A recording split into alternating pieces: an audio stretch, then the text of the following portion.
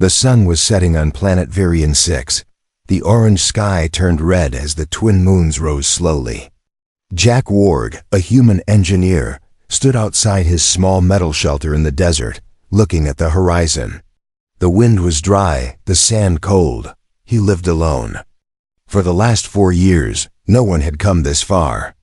This place was too quiet, too forgotten. Jack liked it that way. No noise. No war. No people. Then he heard it. A loud, strange noise cut through the silence. A burning streak flew across the sky, fast, hot, and crashing down just a few miles away. The ground shook a little. Dust rose into the air. Jack didn't move for a moment. Was it a meteor? Or something worse? He grabbed his old scanner and jumped on his sandbike. His heart was beating faster than usual. Within minutes, he reached the crash site. A small ship, unlike any he had seen before, was buried halfway in the sand. Its body was smooth, glowing blue and silver, almost alive.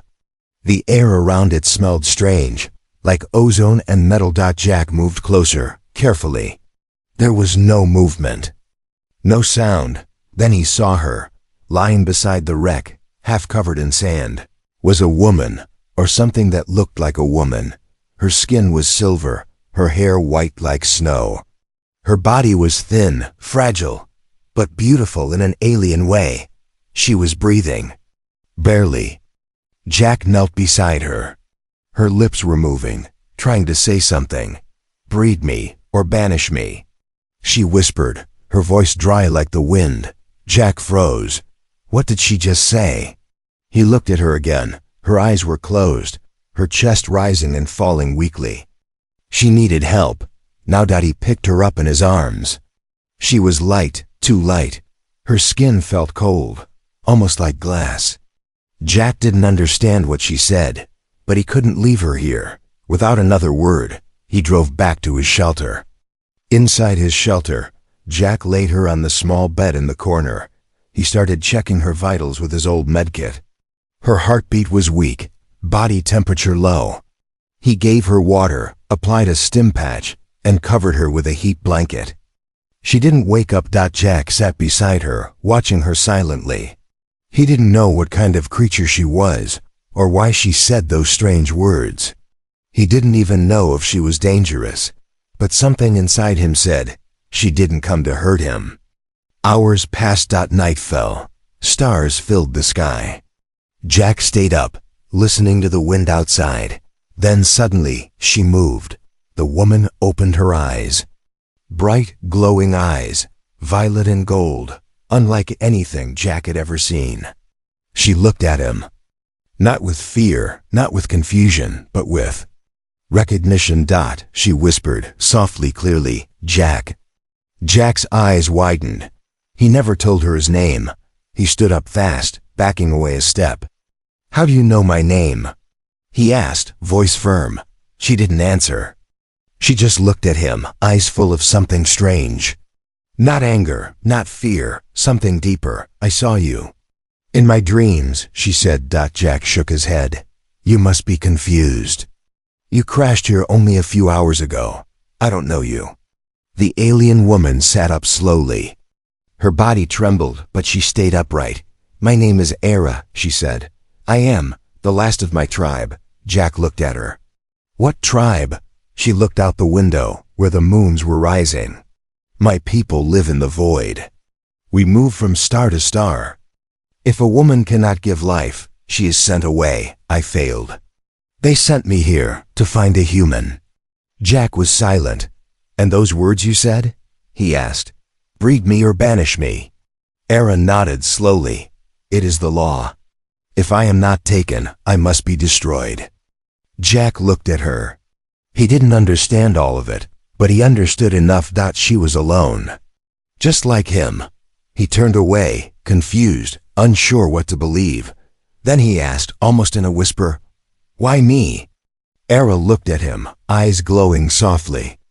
Because you're the last signal I could find, and because you are not afraid. Jack didn't answer. Outside, the wind picked up. Something was coming, something watching.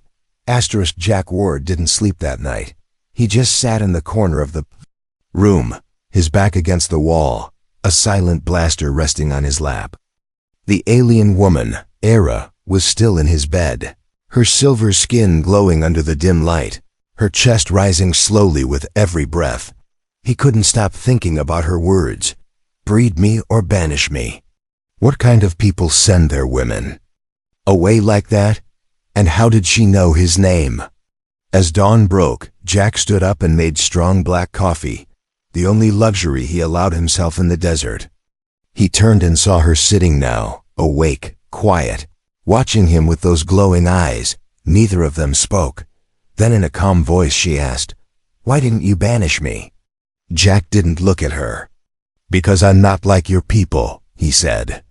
"And I've lived alone long enough to know what exile feels like." Era's eyes softened. She looked around the small shelter, metal walls, old wires, half-broken machines. "You built all this yourself?" Jack nodded. "It was supposed to be temporary. Then the war ended, and nobody came back for me." She stood slowly, still weak but steadier than last night. Her body shimmered like polished stone in the morning light. "I need to tell you something," she said. "But I don't know if you'll believe me." Jack finally looked at her. "Try me." Era took a deep breath. "My people are called the Errol. We travel through wormholes. We live inside the dark between stars. Our laws are very old. Females who fail to produce life after 3 cycles are sent out. Alone." Jack frowned. "Why send them to humans?" "Because humans are strange," she said. "You bond not with bloodlines, but with emotions. You form families by choice. That is rare in the galaxy." Jack raised an eyebrow. "So what? We're your last hope." Era nodded. "You were the last signal I could find before my pod crashed. And when I saw your face, something woke up in me." He looked away. He didn't want to feel sorry for her. But a small part of him already did. Later that day, Jack worked in his workshop while Era rested. She watched him as he repaired a damaged scanner, his hands quick. "Practice." Then she said something that made his hand freeze midair. "They will come for me." Jack turned slowly. "Who?" "My people. The Council of Exile. They always send a scout to confirm the outcome. If I am taken in, they record it. If I am rejected, they erase me." Jack stared at her. "Erase?" "Atomized," she said. "No body. No memory." A long silence filled the room. Jack put down the tool in his hand. "I don't like being watched." He activated a nearby radar screen. It showed a small blinking light moving across the upper atmosphere. Jack zoomed in. It wasn't a bird. It wasn't a satellite. It was a drone, silent, fast, and invisible to most scanners. His voice grew cold. "They're already here." Night fell again. Jack worked quickly, setting up signal jammers, cutting off external feeds. He powered down unnecessary systems. He didn't want anyone listening in. Era sat on the floor, her knees pulled to her chest. She looked small, fragile, nothing like a threat. But in her silence, there was something strong. "I should leave," she said quietly. "They won't harm you if I go." Jack shook his head. "You won't survive out there." "I wasn't meant to survive," she said, her voice cracking slightly. "That's the truth." Jack stood up, frustrated. "I don't care what your people decided. You're not going anywhere." She looked up at him. "Why are you doing this?" He stared back. "Because I don't let people die in front of me." Suddenly, a loud bang echoed outside. Something hit the ground hard. Jack ran to the window. In the distance he saw a silver shape, the scout drone. It had landed. No. It had crashed. Jack ran outside, Era following behind. They reached the impact site, smoke rising, sand burned black. The drone was in pieces. Jack stared at it, shocked. "What the hell?" Era stepped closer, her eyes glowing brighter than before. "I didn't crash it," she said. "But someone else did." They both looked at the sky. There was nothing. But they both felt it, a presence, watching from far above. Jack looked at her. "We're not alone out here, are we?" Era whispered, "Not anymore." It wasn't a dream, but it felt like one. Era stood in the middle of Jack's shelter, yet it wasn't real. The walls were gone. The desert sky above her was filled with stars, moving in patterns. Like memories. She saw a child running. Through metal corridors, she saw fire. She saw Jack.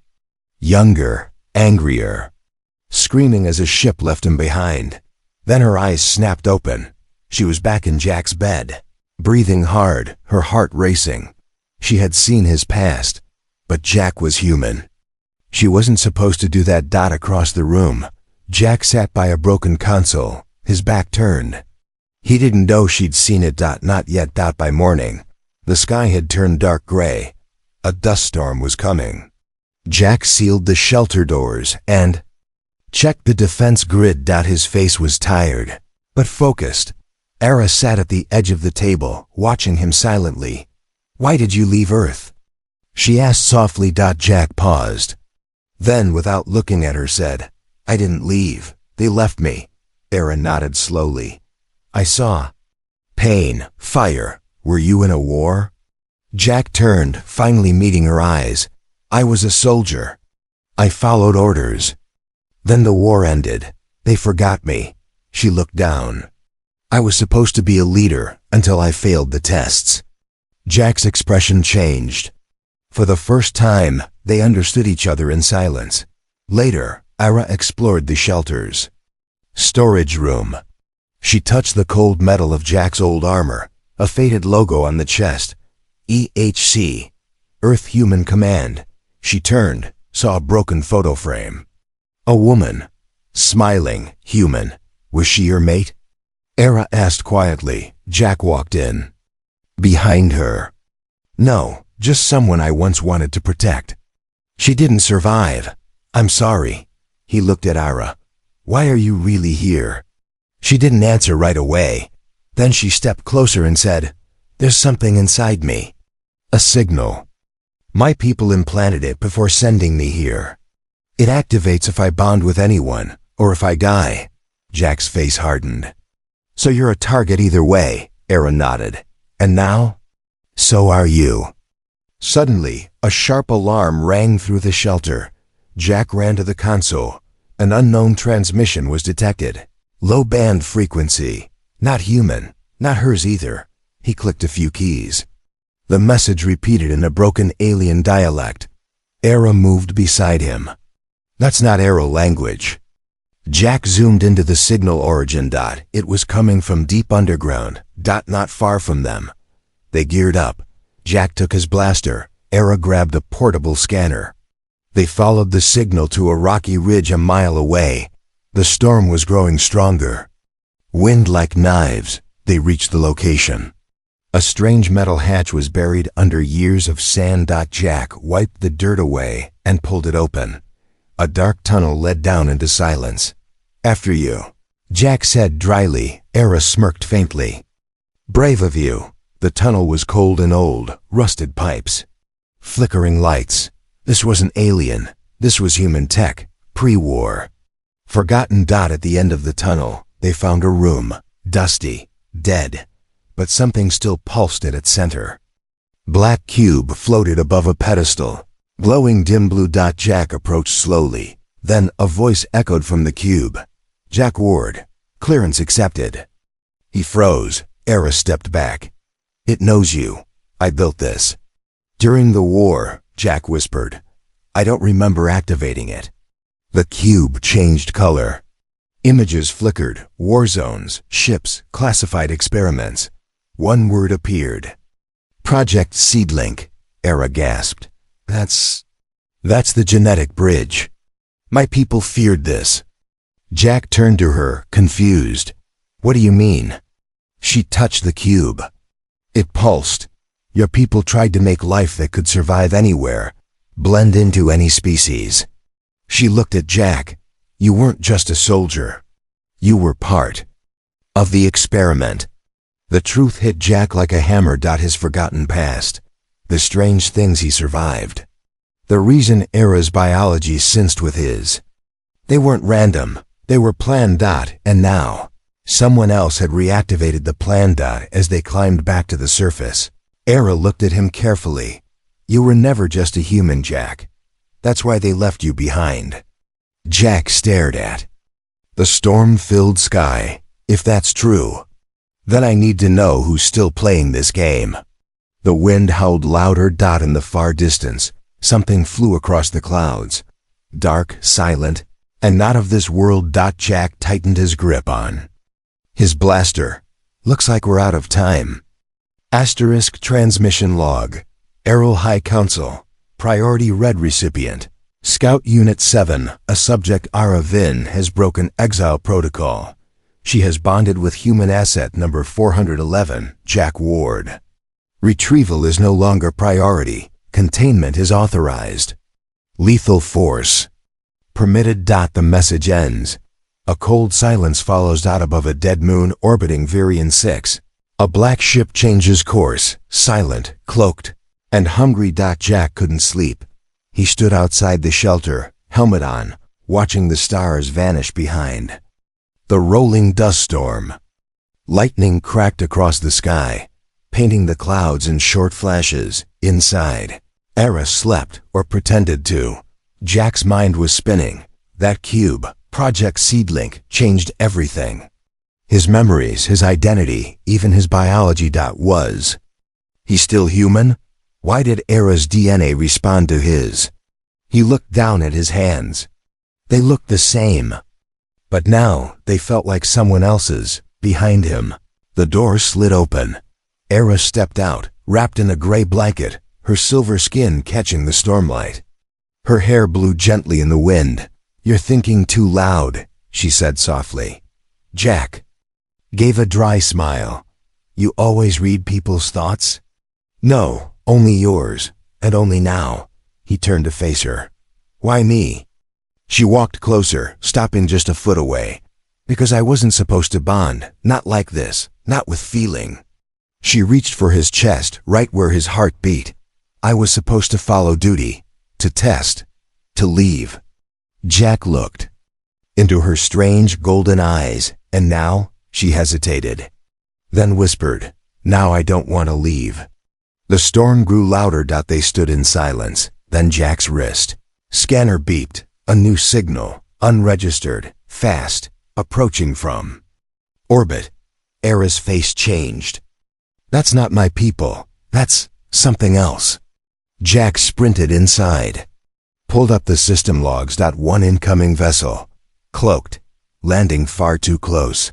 He pulled out the weapon he swore he'd never use again. A custom fusion rifle from the war. Modified. Illegal. Era watched him calmly. You were never just an engineer. Jack didn't answer. He handed her a plasma charge pack. Can you use this? She smirked. I'm not as soft as I look. 10 minutes later, the shelter was empty. They moved into the canyon behind it, using the storm for cover. Jack placed motion mines at narrow choke points. Era climbed up a ridge to scan with her neural sight. Then the air hummed. A ship uncloaked midair, black, wide, and soundless. It had no lights. No markings.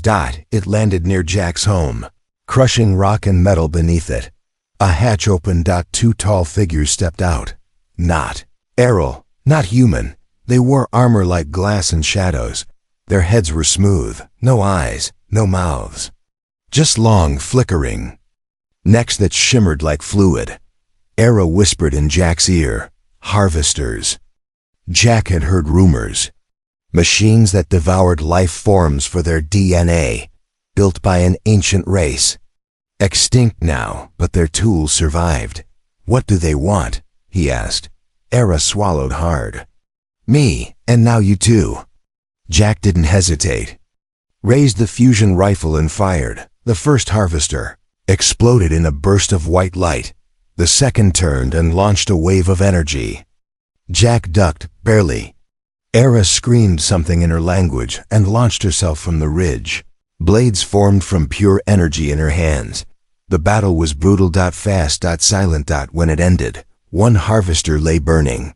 The other vanished. In a beam of light, leaving only a whisper behind, but not before it scanned Jack's blood. Era crawled over, holding her side. It knows now. It will call more.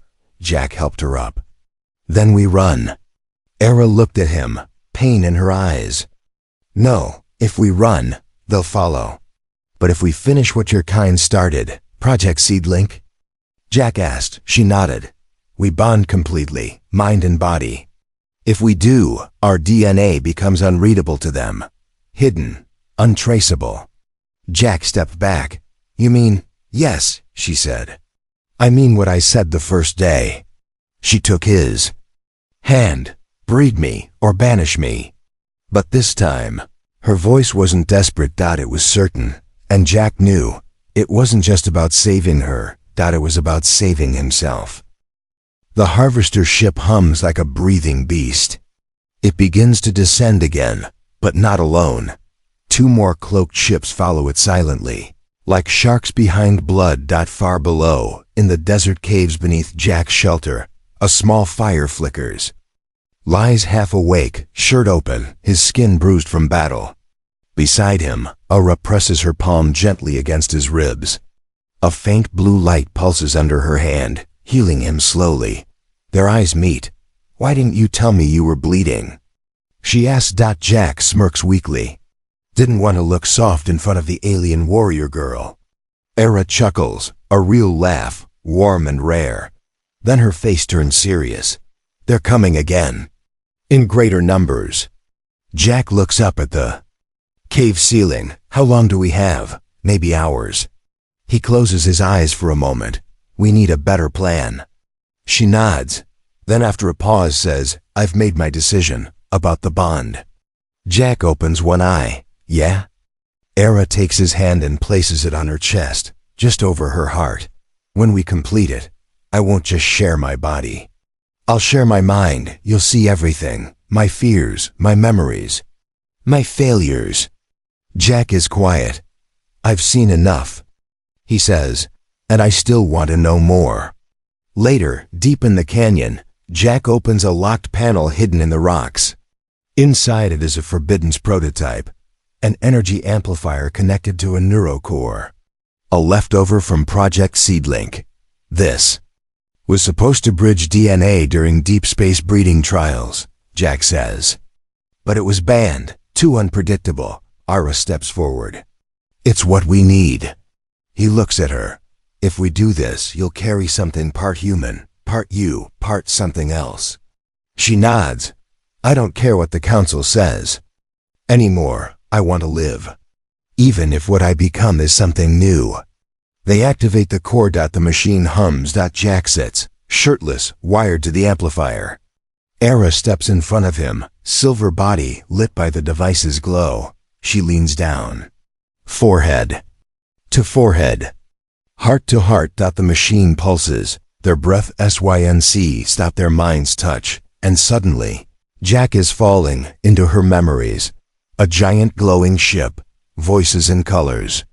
A trial before a council of faceless judges. Her mother crying. Era screaming as a necklace is ripped from her neck, the symbol of her bloodline.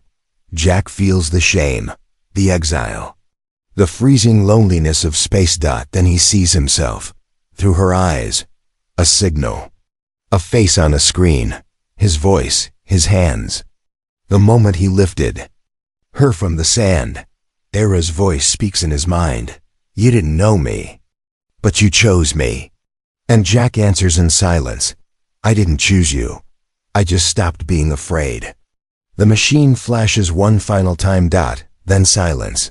They wake up holding each other. Era touches her belly. Eyes wide. It worked. Jack feels different, stronger, lighter. The aching in his body is gone.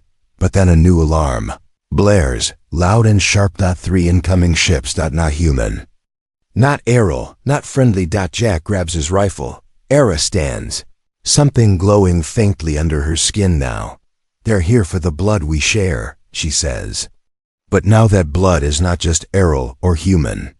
Jack locks and loads. Then they're too late. Outside, the harvester ships land in formation. But this time, Jack and Era aren't running. They step out of the cave. Together, side by side, the human and the exile. A new species begins with one choice. Asterisk. Now, present day. Varian 6. Jack stood at the edge of the cliff, dust and wind swirling around him like ghosts.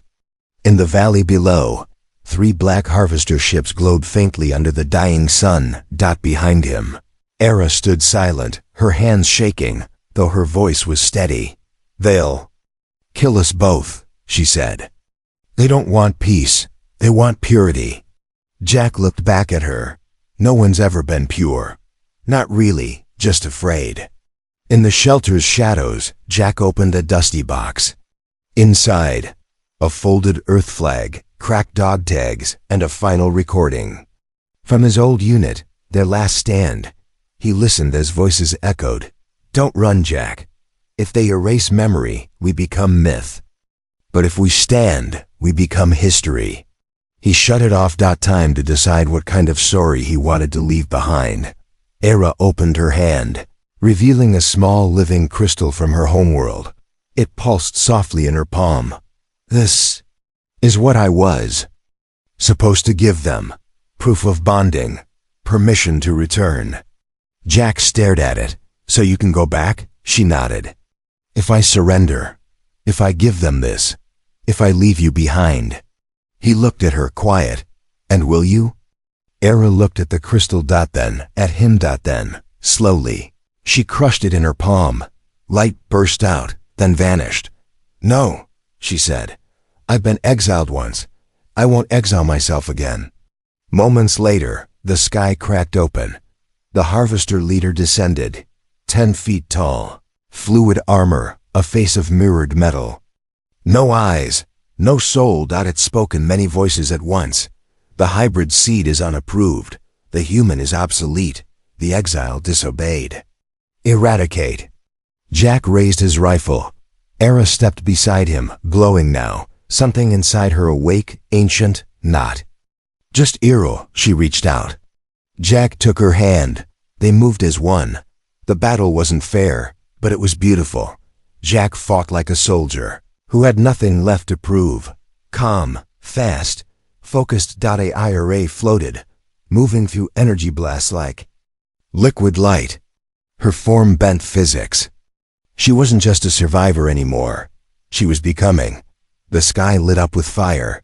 One harvester fell. Then another. Then the final one struck Array directly.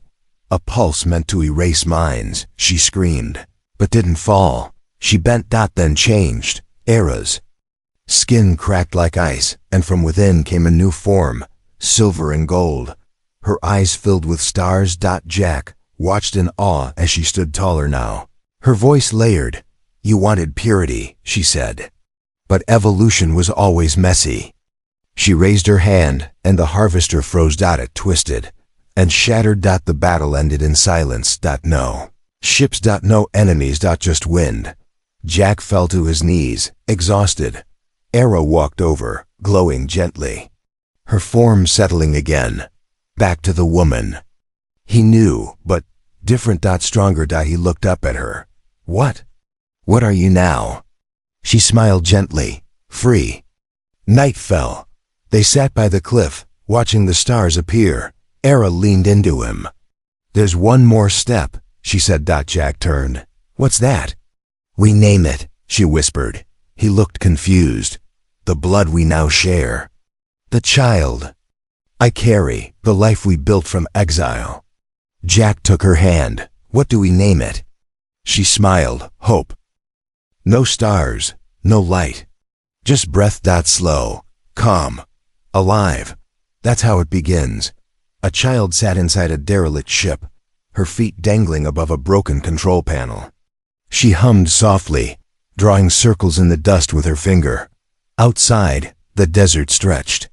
Forever. Wind, silence, time. A tall figure approached, wrapped in a worn gray coat, blaster at his side. His face was older now, scarred, kind. "Are you ready?" he asked gently. The child looked up, her golden eyes shimmering. "Will they like me?" He knelt down beside her. "They'll remember you. She nodded. What if they ask where I came from? Jack Ward smiled, just slightly. Then you tell them, from a planet that tried to forget. And from two people who refused to be forgotten. 20 years earlier, the day the world changed. After the last harvester fell, Jack and Era left the ruins behind. They didn't run. They didn't hide. They built in the canyons of Varian 6. They formed something new, a hybrid outpost, shielded from scanners, powered by tech even the Council couldn't trace. Era carried life now, not a weapon, not a program, but a child. Their child, a life born from exile and war. From broken rules and broken people. She named her Nia, in Aral tongue. It meant, not chosen by blood, but by bond. But peace never lasts. Years later, the Earth Council finally found the seedling signal.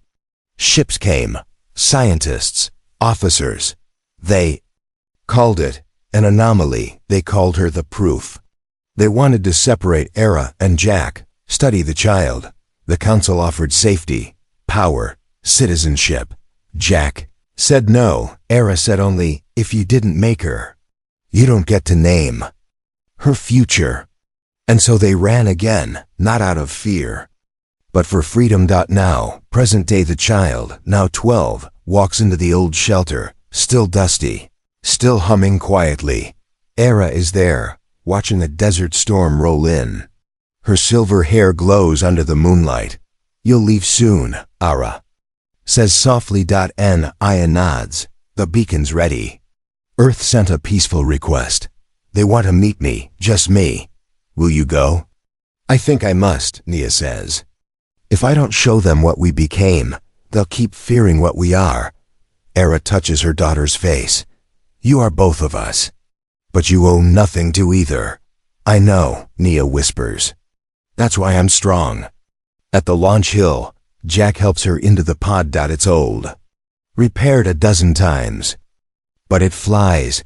He hands her a necklace, not gold. Not ancient. Just metal. Simple. Marked with 2 words, survive beautifully. She hugs him tight. I'll come back, she says. Jack smiles. The kind that hurts. You better. The pod launches. A streak across the sky. Era and Jack watch it disappear into the stars. She's the ending we never got, Jack says. Era leans on his shoulder. No, she's the beginning we never expected. Somewhere far above. On a space station orbiting Earth. The pod opens. A girl steps out, gold-eyed, sure-footed, and calm. Scientists rush forward, eyes wide. She doesn't speak right away. Then, clearly, in her mother's voice and father's tone, she says, I was not bred. I was not banished. I was chosen by love, by defiance, by 2 broken people who refused to stay broken. She looks at the stars and smiles.